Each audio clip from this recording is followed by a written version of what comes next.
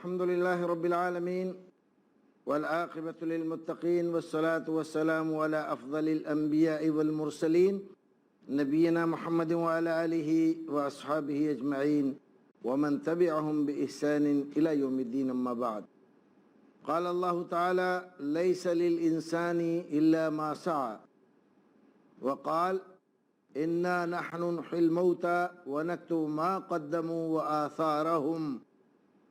ناظرین، اس سے پہلے حلقے میں آپ کو ہم نے یہ بات بتلائی تھی کہ رسول اکرم صلی اللہ علیہ وسلم نے دنیا سے رخصت ہو جانے کے بعد آدمی کو کون سی چیزیں فائدہ پہنچاتی ہیں، ان بات کا تذکرہ اپنی صحیح احادیث میں فرمایا.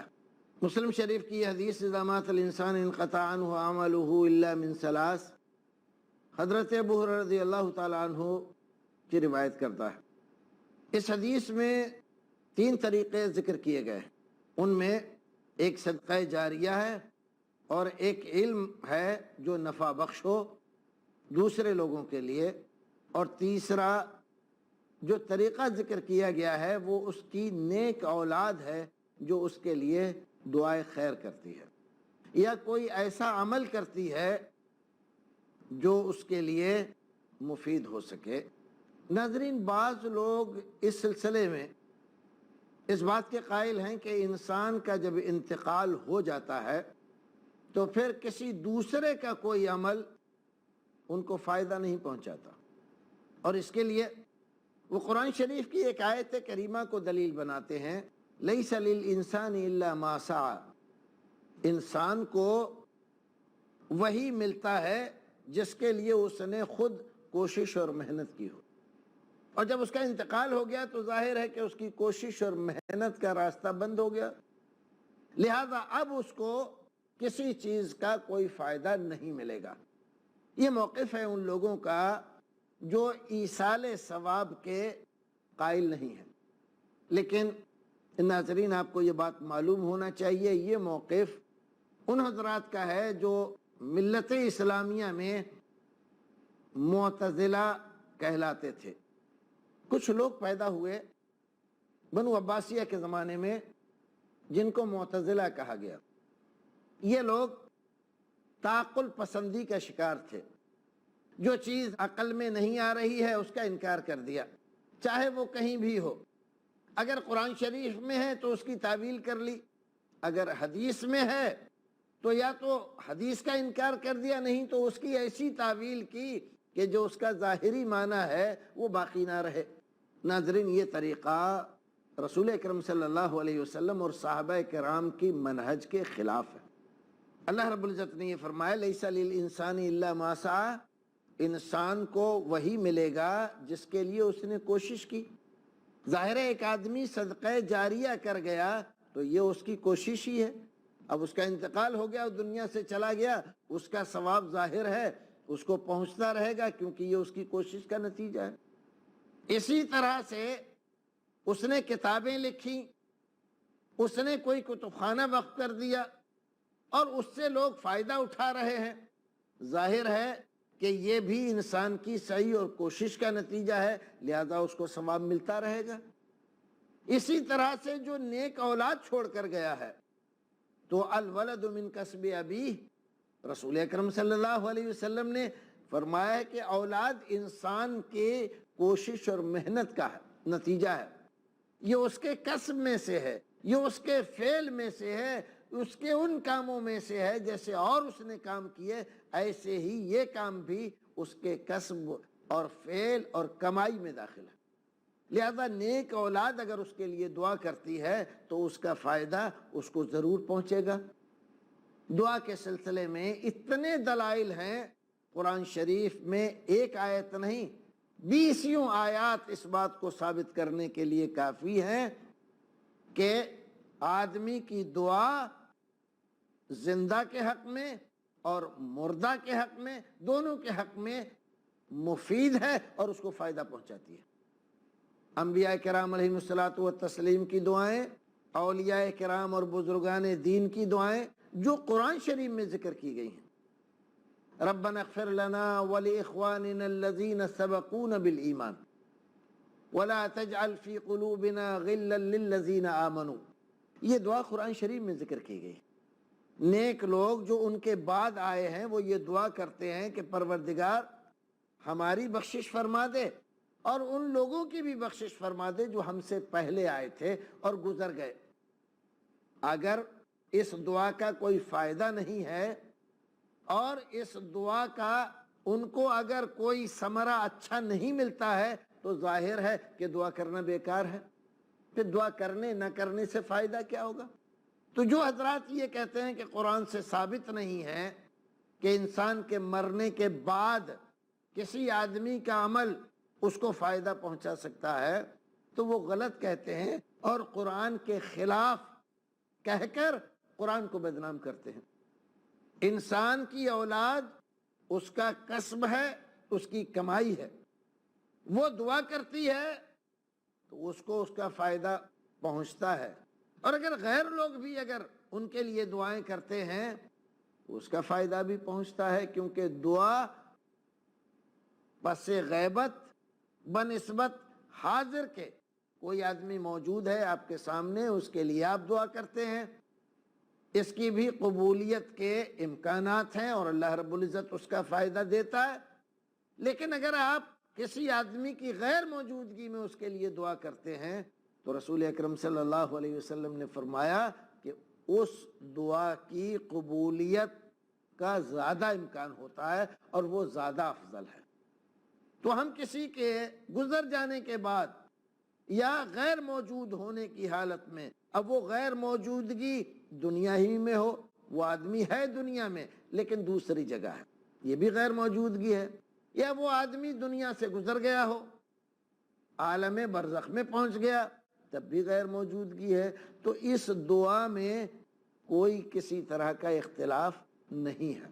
اور اگر وہ یہ کہتے ہیں کہ نہیں قرآن سے ثابت نہیں ہے تو غلط کہتے ہیں، قرآن سے یہ چیز ثابت ہے.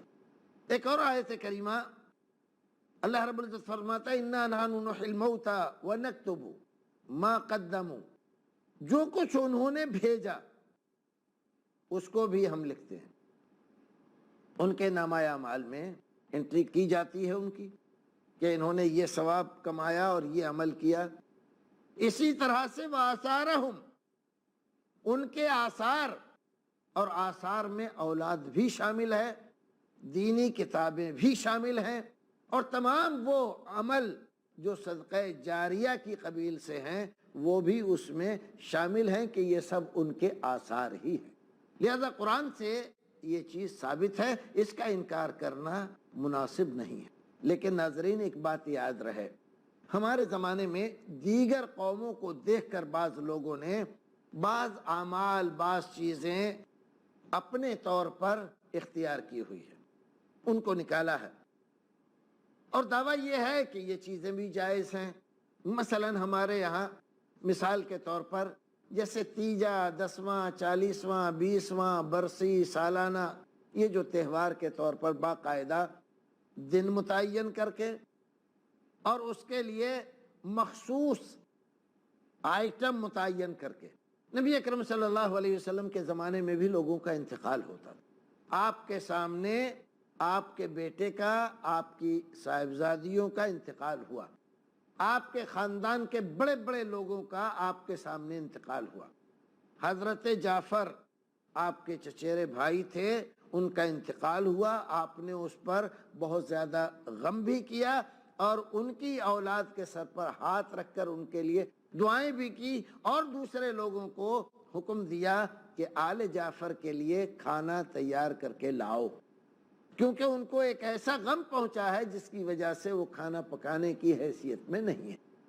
اسی طرح سے رسول اکرم صلی اللہ علیہ وسلم کے چچا حضرت حمزہ کا انتقال ہوا، اور بھی خاندان کے بہت سارے لوگوں کا انتقال ہوا. دیگر بڑے بڑے صحابہ کرام جنگوں میں شہید ہو گئے، اور کچھ ایسے ہیں جو اپنے بستر پر اللہ رب العزت کو پیارے ہو گئے. کیا رسول اکرم صلی اللہ علیہ وسلم نے دن کی تعیین کے ساتھ، مخصوص طریقے کے ساتھ اس طرح کی کوئی مجلس کی؟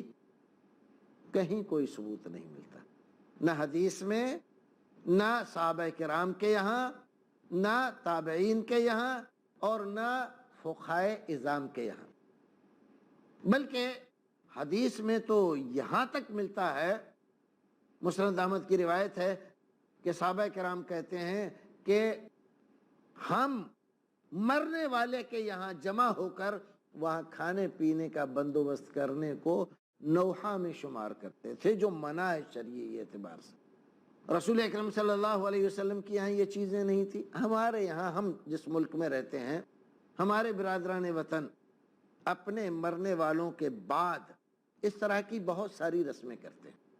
ان رسموں کو دیکھا دیکھی ہم نے بھی بہت ساری رسمیں شروع کر دی۔ ناظرین، یہاں ہم رکیں گے ایک مختصر وقفے کے لیے، اور اس کے بعد پھر سے سلسلہ کلام جاری رہے گا، ملاقات ہوگی، تب تک کے لیے اللہ حافظ۔ ناظرین، بریک سے پہلے ہم ذکر کر رہے تھے بعض ان رسموں کا جو ہمارے ہندوستان میں پائی جاتی ہے، دیگر ممالک میں، مسلمانوں میں اس کا رواج نہیں ہے، جن میں ہم نے تذکرہ کیا تھا تیجے، 10ویں، 40ویں، 20ویں اور برسی کا۔ تیجے میں عام طور پر جو ہمارے یہاں ہندوستان میں رائج ہے، تیسرے دن لوگ میت کے گھر جمع ہوتے ہیں، چنے لائے جاتے ہیں، بعض جگہ کھیلیں لائی جاتی ہیں، بعض مالدار ہوتے ہیں تو ان کے یہاں چھوارے لائے جاتے ہیں، اور ان چھواروں پر، ان چنوں پر، ان کھیلوں پر کلمہ پڑھا جاتا ہے۔ بعض لوگوں نے یہ ایک نسخہ بتلا دیا ہے کہ 1.25 بار اگر کلمہ پڑھ دیا جائے، چنوں پر پڑھیں یا کھیلوں پر پڑھیں، چھواروں پر پڑھیں، اور میت کو بخش دیا جائے وہ 1.25 کلمہ، تو اللہ رب العزت اس کی بخشش کر دیتا ہے، اگر وہ جہنمی ہے تو جنتی بنا دیتا ہے۔ عوام بیچارے اور ہر ایک آدمی یہ چاہتا ہے کہ اس کے مرنے والے عزیز کو جنت نصیب ہو جائے۔ دنیا میں کون ایسا انسان ہے جو اس بات کو نہ چاہے گا؟ اور جب اس کو یہ بتلایا گیا، بعض لوگوں نے بتلایا کہ اس طرح سے آدمی عذاب سے چھٹکارا پا لیتا ہے اور جنت اس کو مل جاتی ہے، تو بیچارے عوام کرنے لگے۔ اب بعض جگہ ایسا بھی ہوتا ہے کہ آدمی جس کا انتقال ہوا، اس کے علاج میں اتنا خرچ کر دیا ہے گھر والوں نے کہ اب ان کے پاس کچھ بچا ہی نہیں۔ اب وہ تیجا کریں، 1.25 من چنے لائیں، اور پھر اس کے ساتھ ساتھ لوگوں کو، برادری کو کھانا بھی کھلائیں، تو اس کے لیے 2 ہی راستے رہ جاتے ہیں، یا تو زمین مکان اگر کچھ ہے وہ بیچیں، نہیں تو گروی ڈالیں، نہیں تو قرض پر، سودی قرض پر روپیہ کسی سے اٹھائیں، کیونکہ باقی لوگ دیتے نہیں۔ تو مجبوراً آدمی گھر کے برتن رکھ کے بعض جگہ پر، اور بعض جگہ اپنا مکان، اپنی زمین گروی رکھ کر انتظام کرتا ہے، نہیں تو برادری کے لوگ اس کا جینا دو بھر کر دیتے ہیں۔ بعض جگہ تو اتنی سختی اس پر برتی جاتی ہے کہ لوگ یہ کہتے ہیں کہ میاں کھایا ہے تو کھلاؤ گے کیوں نہیں؟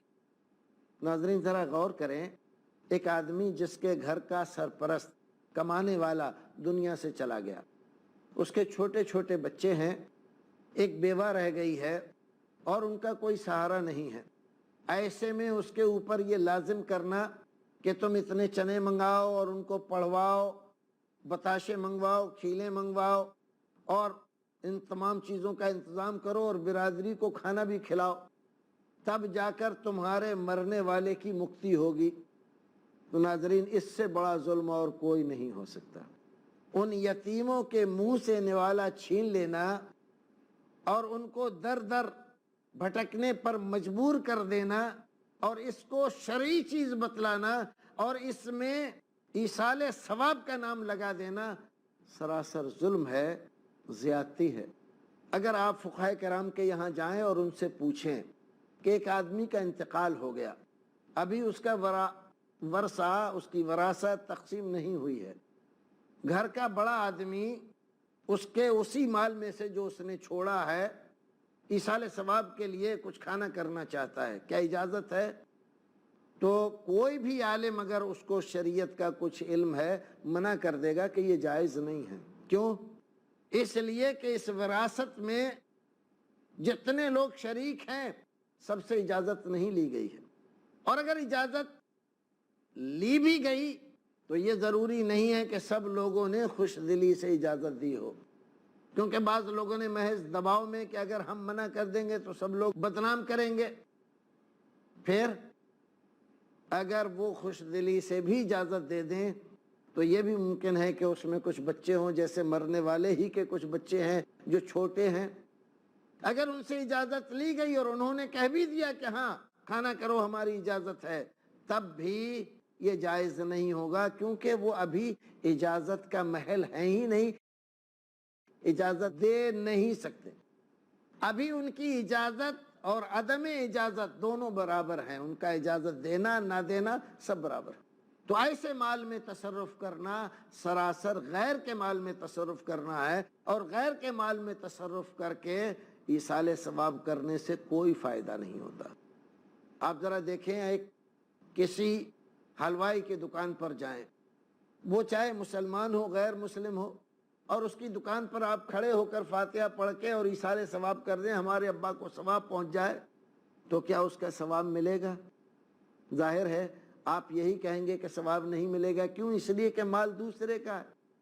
ایسے ہی ناظرین، یہ مال بھی جو ابھی تقسیم نہیں ہوا ہے دوسرے کا ہے، بہت سارے اس میں لوگ ایسے شریک ہیں جن سے اجازت نہیں لی گئی، یا لی گئی تو وہ اجازت دینے کے محل نہیں ہے، تو یہ مال دوسرے کا ہے، دوسرے کے مال میں تصرف کرنے کی اجازت نہیں تھی۔ ہاں، ایک صورت تھی کہ جو آدمی ایصال ثواب کر رہا ہے، مان لیجئے بڑا لڑکا کر رہا ہے، مجلہ چھوٹا لڑکا کر رہا ہے، یا خاندان کا کوئی اور آدمی کر رہا ہے، اپنے مال سے کرتا ہے، اپنے مال سے غریبوں کو بلا کر کھانا کھلاتا ہے، مسکینوں کو، فقیروں کو جو مستحق ہیں، اور نیت یہ کرتا ہے کہ اس کا ثواب فلاں کو پہنچ جائے، تو یقیناً ثواب ملے گا۔ لیکن یہاں جو طریقہ رائج ہے ہمارے یہاں، یہ طریقہ سراسر شریعت کے خلاف ہے، اور فقہائے کرام کے نزدیک یہ جائز صورت نہیں ہے۔ علماء نے تو یہاں تک لکھا ہے کہ کسی آدمی کے انتقال ہو جانے کے بعد جو گھروں میں عورتیں آتی ہیں اور پان چھالی کا جو خرچہ ہوتا ہے، وہ بیٹھ کر جو چھالیاں کاٹتی رہتی ہیں اور پان چباتی رہتی ہیں، اور یہ سارا خرچہ مرنے والے کے مال میں سے ہوتا رہتا ہے، یہ جائز نہیں ہے۔ کیوں؟ اس لیے کہ ابھی میراث تقسیم نہیں ہوئی ہے، دوسروں کے مال میں سے بغیر ان کی اجازت کے کچھ کھانا پینا درست نہیں۔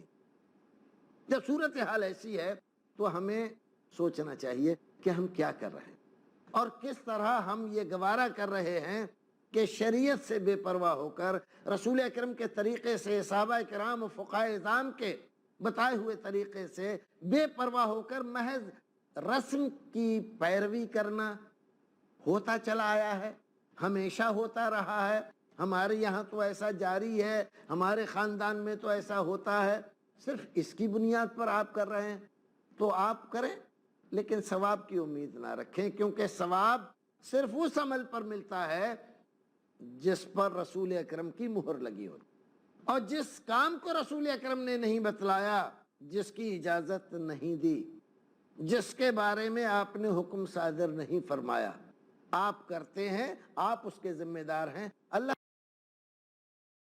رب العزت کی یہاں اس کا کوئی ثواب نہیں۔ مسلم شریف کی حدیث ہے، حضرت عائشہ رضی اللہ تعالی عنہ فرماتی ہیں، آپ نے فرمایا، رسول اکرم نے، من احدث فی امرنا ھذا ما لیس منہ فہو رد، وہ عمل جس پر ہماری کوئی سند نہیں ہے، جو ہم نے کہا نہیں، اور آدمی اپنی طرف سے نکال کر عمل کر رہا ہے اور یہ سوچ رہا ہے اس کا ہمیں ثواب ملے گا، محض یہ خوش فہمی ہے، اس کے علاوہ اس کی کوئی حیثیت نہیں۔ اسی طرح سے ناظرین، یہ جو بات مشہور ہو گئی ہے کہ 1.25 لاکھ کلمے پڑھ لیے جائیں تو آدمی کی بخشش ہو جاتی ہے، کسی صحیح حدیث میں کہیں بھی اس کا تذکرہ نہیں ہے۔ محض بعض لوگوں نے اپنے خوابوں کی بنیاد پر، اپنے مکاشفوں کی بنیاد پر یا کشف کی بنیاد پر ان چیزوں کو جاری کر دیا ہے، یہ دوسروں کا مال ناجائز طریقے سے کھانے کے علاوہ اور کچھ نہیں ہے۔ حلال اور حرام کے معاملے میں نہایت احتیاط ضروری ہے۔ ان الذین یاکلون اموال الناس، جو لوگ لوگوں کا مال کھاتے ہیں ظلماً، اور یہ ظلم ہے، یاکلون فی بطونہم نارا، یہ لوگ اپنے پیٹ میں کھانا نہیں کھا رہے ہیں، جہنم کی آگ بھر رہے ہیں۔ اللہ رب العزت نے قرآن شریف میں ذکر فرمایا کہ بہت سے مولوی، ملا، بہت سارے مذہبی رہنما یاکلون اموال الناس بالباطل، باطل طریقے سے لوگوں کا کھانا کھاتے ہیں اور مارتے ہیں۔ یہ طریقے بھی اسی میں سے ہے جو ان کو جائز اور درست کہتا ہے، بغیر شرعی حدود اور شرائط کو دیکھے وہ آدمی در حقیقت حرام کھانے اور لوگوں کو حرام کھلانے کا فتویٰ دیتا۔ بچنا چاہیے۔ ایصال ثواب آپ کریں، لیکن ایصال ثواب انہی طریقوں پر کریں جن طریقوں پر رسول اکرم صلی اللہ علیہ وسلم نے مہر لگائی ہے کہ یہ طریقے جائز، یہ طریقے درست ہیں۔ کیسی عجیب بات ہے، سخت جاڑے کا زمانہ ہے، غریبوں، مسکینوں، فقیروں کو ضرورت ہے لحاف کی، سویٹر کی، جرسی کی، ان کے بچوں کو ضرورت ہے گرم کپڑوں کی، لیکن آپ ان کے لیے ان چیزوں کا انتظام نہیں کرتے۔ ہاں کرتے ہیں تو کس چیز کا؟ دعوت کا۔ چوراہے پہ ایک دیگ پکے گی، بھئی کیا ہو رہا ہے؟ فلاں صاحب کا ایصال ثواب۔ ایک اور صاحب آئے، ارے بھئی کیا ہو رہا ہے؟ فلاں صاحب کا ایصال ثواب۔ ساری دنیا دیکھے کہ ہاں اولاد بڑی نیک ہے، اپنے باپ کے بعد ایصال ثواب میں اتنا پیسہ خرچ کر رہی ہے، ہو بھیڑ بھاڑ ہو، شور شرابہ ہو۔ دکھاوے اور ریاکاری سے تو ویسے ہی عمل باطل ہو جاتا ہے، اس کا ثواب تو ملتا ہی نہیں ہے۔ پھر آپ یہ سوچ رہے ہیں کہ اس کا ثواب کچھ ان کو پہنچ جائے گا، ارے آپ ہی کو نہیں ملا، ان کو کہاں سے پہنچ جائے گا؟ تو ہمیں آپ کو یہ دیکھنا چاہیے کہ ایصال ثواب کریں، لیکن انہی طریقوں سے کریں جو طریقے رسول اکرم نے بتلائے ہیں، جن کو فقہائے کرام نے لکھا ہے کہ یہ درست ہیں، اور جو انہوں نے نہیں لکھا، بعد میں مولویوں نے دوسروں کی دیکھا دیکھی شروع کر دیے ہیں جو طریقے، ان طریقوں کی کوئی گارنٹی شریعت میں نہیں ہے، اور اس کے مطابق کیے ہوئے عمل کا کوئی ثواب اللہ رب العزت کے یہاں ملنے والا نہیں ہے۔ تو ہم اگر چاہتے ہیں کہ ہمارے عزیزوں کو کوئی فائدہ ہو، ان طریقوں کو اختیار کریں جو طریقے شریعت میں جائز اور درست ہیں، یہی مفید ہے اور اسی کا فائدہ ہوگا۔ پروردگار ہمیں اور آپ کو نیک عمل کرنے کی توفیق عطا فرمائے۔ اور ناظرین، اس طرح ہمارے آج کے اس موضوع کا وقت انتہا کو پہنچتا ہے۔ انشاءاللہ پھر ملاقات ہوگی ایک نئے موضوع کے ساتھ، تب تک کے لیے اللہ حافظ۔